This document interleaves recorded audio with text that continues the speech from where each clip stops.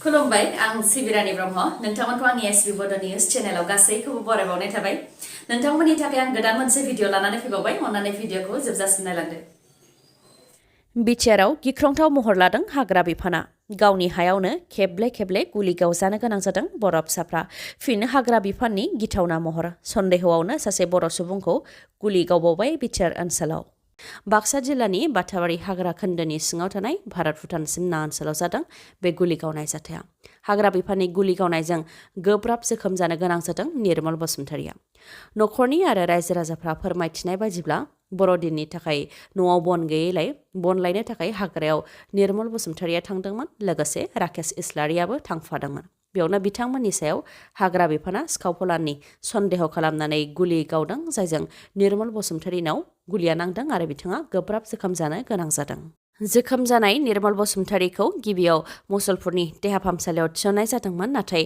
गोब्राब जोखोम जानायलाय GMCH देहा फाहामसालियाव थिसननो गोनां जादों बेराफारसेथिं राकेश इस्लारिखौ सिमला थानानि पुलिसा हमनानै लांदों जायनाखि बिथांमोनहा सिखारि नङा बेनिखायनो राकेश इस्लारिखौ उदां खालामनानै होनांगौनि दाबि खालामदों रायजो राजाफ्रा आरो दाय गैयालासे सुबुंनि सायाव गुलि गावबाय थायोबा माब्रै जागोन होननानै खुद्रिदों रायजो राजाफ्रा मख'नो गोनांदि दाय गैयालासे सन्देहआवनो बर'नि सायाव गुलि गावनाय जाथाया बिटिआर ओनसोलाव बे दान मोनसेयावनो खेबनै जाबाय माखासे सान सिगांसो चिरां जिल्लायावबो ना नायनो थांनायखौ सन्देह खालामनानै गुलि गावनाय जाथाय जानानै थांदोंमोन दा आरो फिन हाग्रा बिफाना सन्देहआवनो सासे बर' सुबुंखौ गुलि गावबावबाय गवालपारानि कृष्णाय बाजाराव साथाम एटिएम सिखावखौ रायजो राजाफ्रा होसोनानै हमनो हादों एटिएम सिङाव फोरोंगिरि नयन आलीनि एटिएम कार्डखौ खावदोंमोन सिखावफोरा बेयावनो रायजो राजाफोरजों हमजादों मा सोलो बाहायनानै सिखावफोरा एटिएमखौ खावदों बेनि सायाव नोंथाङाबो मिथिनानै लानाया गाहाम जाहाथे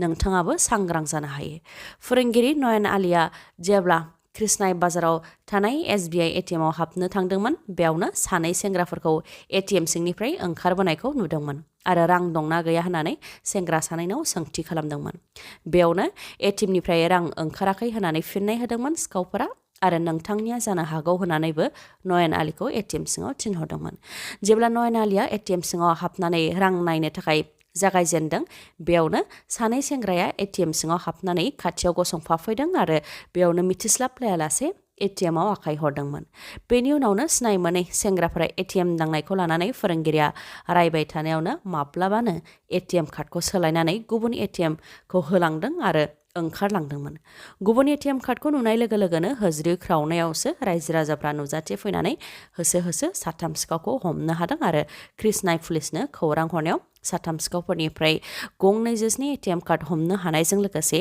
गंसे सुइफ्ट गारिखौबो जब्द खालामनो हादों आरो मोन 26 थेमायाव थानाय ड्राग्सखौबो हमनो हादों होननानै फोरमायथिदों कृष्णाय पुलिसा फोरमायथिबावनाय बायदिब्ला हमजानाय साथामनि मादाव सानैया धुब्रीनि आरो सासेया तामुलपुरनि थागिबि चिरांनि बासुगावनि थागिबि जगत ब्रह्मखौ हरनि समाव गाज्रि बुनानै गालांदों जगत ब्रह्मआ फोरमायथिनाय बादिब्ला मोनानि समाव जाखां लोंखां खालामनानै आराम लाफुबाय थानाय समावनो माखासे सुबुङा फैनानै दरजा बुफैदों उनाव दरजा बेखेवनानै होनायावनो गाज्रि रोखोमै गाग्लोबदों होननानै फोरमायथिदों जगत ब्रह्मआ मोखाङाव सौनायजों लोगोसे बिखा उदैयावबो जोनानै गाज्रि रोखोमै गाग्लोबदों होननानै फोरमायथिदों बिथाङा गुन्दा लागायनानै बुहोदों आरो बर' मानसिया जोबोद दादागिरि जाबाय होननानै दुथांफोरा बुदों होननानै फोरमायथिदों बिथाङा बुग्रा दुथांफोरा राजबंशीफोर मुङा रिनय राय आरो शंकर राय बिसोर सानैनि अनगायैबो बिसोर सानैजों लोगोआव साथाम साब्रैसो फैफादेरबावदोंमोन होननानै फोरमायथिदों बिथाङा बुनानै थांखांनायनि उनावबो फैफिननानै दरजाखौबो जोखावफैदों होननानै फोरमायथिदों जगत ब्रह्मआ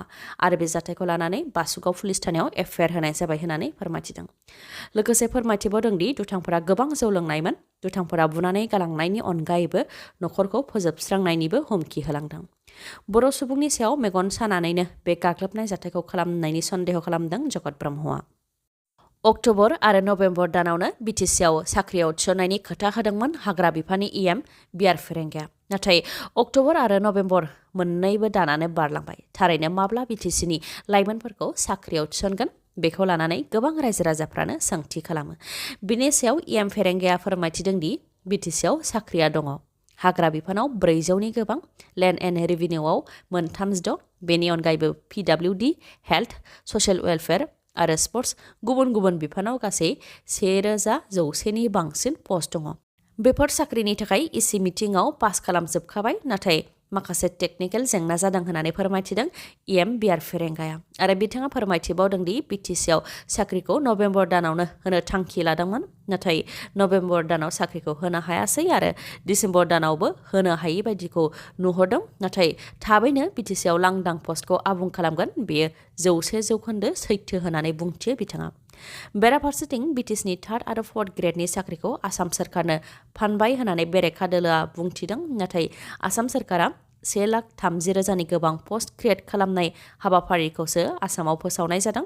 बेयाव जोंनि लेखा गोरों लाइमोनफोराबो साख्रि मोनोबा बेयो जोंनि थाखाय साबसिनसो होननानैबो बुंथियो फेरेंगाया। आरो प्रमद बर' इउपिपिएल सरकारा गासैखौबो आसाम सरकारनो फानबाय होननानै जि अजद होदों बेखौ थाबैनो नंखाय फोरमान होगोन होननानैबो बुंथियो बिआर फेरेंगाया। बेराफारसेथिं गावबुरानि थाखाय थाबैनो इन्टारभिउ खुंगोन होननानै फोरमायथिबावो बिथाङा आरो बेनि थाखाय थाबैनो इसि मिटिंआव पास खालामगोन होननानैबो बुंथियो बिथाङा। फिफा वर्ल्ड काप 2022आ जोबनानै थांबाय। काटारनि लुसेल स्टेडियामाव आर्जेन्टिना आरो फ्रान्सनि गेजेराव जादोंमोन फाइनाल गेलेनाया। मोन्नैबो हानजायानो गोख्रोङै गेलेदोंमोन आरो मोन्नैबो हानजाया 3 गल सोनो हादोंमोन। उनाव पेनाल्टियाव आर्जेन्टिनाया 4 गल आरो फ्रान्सआ 2 गल खालामनो हादों आरो फिफा वर्ल्ड काप 2022नि ट्रफिखौ आर्जेन्टिनाया देरहासारनो हादों।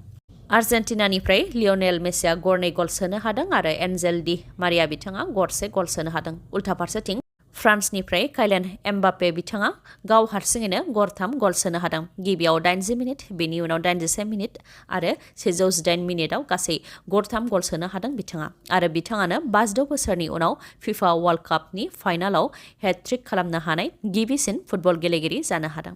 फिफा वर्ल्ड काप 2022आव काइलियान एम्बापे बिथांनो गल्डेन बुट बान्था होनाय जाबाय आरो लियनेल मेसिनो गल्डेन बल बान्था होनाय जाबाय।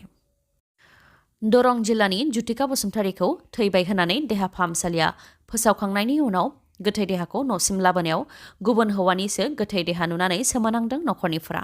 बे जाथाया दरं जिल्लानि मंगलदैनि भकतपारायाव जादों। फोरमायथिनाय बायदिब्ला जुथिका बसुमतारीया गुवाहाटी जिएनआरसि देहा फाहामसालियाव जोबथा हां लादोंमोन। बेनि उनाव न'फारसे लाबोनो थाखाय एम्बुलेन्सबो थि खालामखाबायमोन नखरनि सुबुंफोरा आरो गोथै देहाखौबो एम्बुलेन्सआव दैखांनाय जाखाबायमोन। नाथाय देहा फाहामसालियाव मावनो गोनां खामानिफोर जेरै डेथ सार्टिफिकेट बानायनायजों लोगोसे माखासे खामानिखौ मावखांनायनि उनाव न'आव जेब्ला गोथै देहाखौ लाबोदों बेयावसो नुनो मोन्दों गोथै देहाया गुबुन हौवा सुबुंनिसो, जायखौ नुनानै सोमोनांदों नखरनिफ्रा। लोगो लोगोनो भकतपारा पुलिस थानायाव खौरां हरदों आरो थैनाय जुथिका बसुमतारीनि गोथै देहाखौ होफैफिननो थाखाय खावलायदों। देहा फाहामसालिनिफ्रायनो गोथै देहा सोलाय सोल' जानाय सांग्रांथि गैयै खामानिया सोरनि, बेनि सायाव नायबिजिरनाय जागोन होननानै फोरमायथिदों पुलिसाबो। मैदेरनि गाग्लोबनायजों जिउ खोमानो गोनां जादों 82 बोसोर बैसोनि रबिराम बसुमतारीया। मैदेरनि उदखाराव थैनो गोनां जादों चिरां जिल्लानि 4 नं धर्मपुर गामिनि 82 बोसोर बैसोनि रबिराम बसुमतारीया। फोरमायथिनाय बायदिब्ला मोनानि समाव मैदेर होनायनि हाबाफारि लादोंमोन रायजो राजाफ्रा। मैदेरखौ हाग्रा फारसे होहरफिननायाव सुबुंफोरखौबो जायखौनो मोनो बेखौनो मैदेराबो होसोदोंमोन। बेयावनो मोनानि 9 रिंगासो समाव 82 बोसोर बैसोनि रबिराम बसुमतारीया जाखां लोंखां बायजोआव ओंखारलांदोंमन। बेयावनो मैदेरा फैनानै रबिराम बसुमतारीखौ दैखांनानै लांदों आरो बुथारहैदों होननानै फोरमायथिदों। मैदेरनि गाग्लोबनायजों जिउ खोमानांनाय रबिराम बसुमतारीनि न'खरनो 1 लाख रां फोसावबाय इउपिपिएल सरकारनिफ्रायबो। लोगोसे इउपिपिएल सरकारनिफ्राय फोरमायथिदों दि मानास हाग्रामानिफ्राय मैदेरफोरा फैनानै गोबां सुबुंफोरखौनो बुथारबोबाय आरो धोन सम्पति खहा खालामबोबाय। दा इउपिपिएल सरकारा मैदेर आरो सुबुंनि जेंनाखौ सुस्रांनो रायजो राजाफोरनो खोथा होनाय बायदियै फानबारि हाखुवानिफ्राय मानास हाग्रा सेर सेर खालामाथिसिम फेन्सिं होनायखौ जागायबाय। 48 किल'मिटार जानथाइसिम फेन्सिं होनाय जागोन होननानै फोरमायथिदों इउपिपिएल सरकारनिफ्राय। सैमानि फालांगि खालामनायनि दायाव गलाघाट पुलिसा 3खौ हमदों। गलाघाटनि सरपथाराव सैमानि फालांगि खालामग्रा 3खौ हमनो हादों आरो 27 सैमाखौ हमनो मोन्दों। गलाघाट पुलिसा फोरमायथिनाय बायदिब्ला लामायाव गारिफोरखौ सिग्रोमनाय हाबाफारि लादोंमोन। बेयावनो गंसे गारिखौ लाखिनो थिननायाव गारिखौ लाखियाखैमोन। बेनिखायनो गारिया खावनाय नङाबा गुबुन आयेन बेरेखा खामानिजों सोमोन्दो थानायनि सन्देह खालामदोंमोन आरो गारिखौ होसोदोंमोन। बेयावनो बस्थायाव सोनाय 27 सैमाखौ हमनो मोन्दों आरो बे दायाव 3खौ एरेस्ट खालामनो हादों। 27 सैमाखौ नागालेण्ड फारसे लांनानै फालांगि खालामहैनो नागिरदोंमोन होननानै पुलिसा फोरमायथिदों। दिनैनि भिडिअ'आ एसेनोसै। गाबोन आरो गोदान भिडिअ'जों लोगो मोनफिनबावगोन। नोंथाङा दासिमबो आंनि चेनेलखौ साबस्क्राइब खालामाखैबा अन्नानै साबस्क्राइब खालामदो लोगोसे लाइक कमेन्ट आरो शेयार खालामनो दाबाव गोजोन्थों